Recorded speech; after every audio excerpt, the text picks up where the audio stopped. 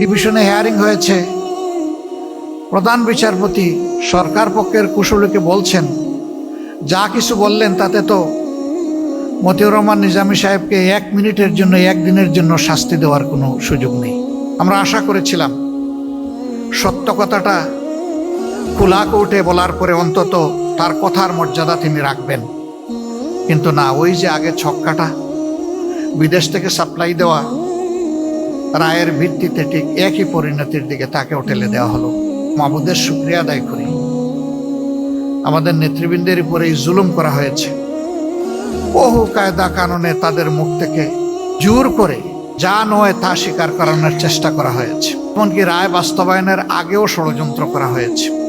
কিন্তু না, তারা ছিলেন স্থির চিত্ত, তারা ছিলেন ইমানের বলে বলিয়ান, তারা ছিলেন সত্যের উপর প্রতিষ্ঠিত।